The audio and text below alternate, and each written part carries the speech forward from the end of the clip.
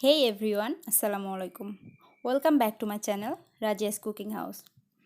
এখন চলছে রমজান মাস আর তার সাথে গ্রীষ্মকাল। সারাদিন রোজা রাখার পর ইফতারে যদি সামনে থাকে এমন মজার একটি ডেজার্ট, দেখেই মন প্রাণ জুড়িয়ে যায়। আর খেতে যে কতটা মজার তা মুখে বলতে বোঝানো সম্ভব না। ঝটপট তৈরি করে নেওয়া যায় খুবই স্বাস্থ্যকর চিরার ডেজার্টটির সাধারণ একটি রেসিপি আজকে আমি আপনাদের সাথে শেয়ার করব। রেসিপিটা সাধারণ হলেও খেতে কিন্তু অসাধারণ। চলুন তাহলে এই সহজ ডেজার্টটি তৈরি করে ফেলি। এর জন্য প্রথমে একটি ছাঁকনির ওপরে নিয়ে নিচ্ছি চিরা, যা আমাদের আজকের রেসিপির প্রধান উপকরণ। আমি চিরাগুলো ঝেড়ে পরিষ্কার করে নিচ্ছি। আমি এখানে সাদা চিরা নিয়েছি, আপনারা যে কোনো ধরনের চিরা নিতে পারেন। এখন চিরাগুলো ভালো করে ধুয়ে নিতে হবে। আমি খুব ভালো করে চিরাগুলো ধুয়ে এই ছাঁকনির ওপরেই রেখে দেব 10 থেকে 15 মিনিটের মতো। পানিতে ভিজিয়ে রাখার প্রয়োজন নেই। ফিরে এলাম 15 মিনিট পরে।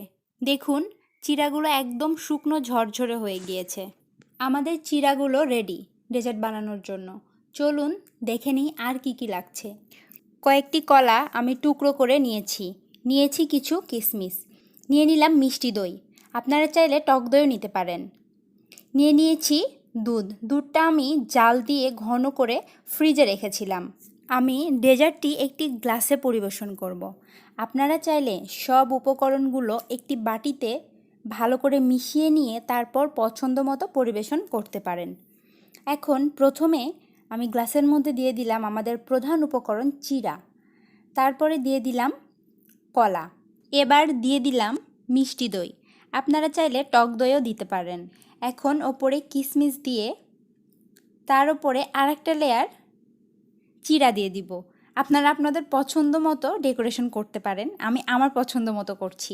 আবারও দিয়ে দিলাম মিষ্টি দই, আবারও কিশমিশ, এভাবে আমার পছন্দ মতো করছি। এখন ওপর থেকে দিয়ে দেব ফ্রিজের ঠান্ডা দুধ। এবার দিয়ে দিলাম মিষ্টি দই, কিছুটা নারকেল কুচি ও কিশমিশ।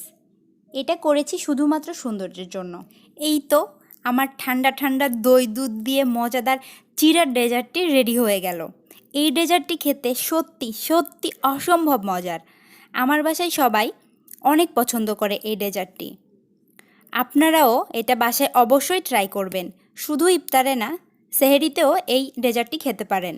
আশা করছি আমার আজকের ভিডিওটি আপনাদের ভালো লেগেছে। ভালো লাগলে আমার চ্যানেলটি সাবস্ক্রাইব করতে ভুলবেন না। সবাই অনেক ভালো থাকবেন, সুস্থ থাকবেন, আমাদের জন্য অনেক দোয়া করবেন। আল্লাহ হাফেজ।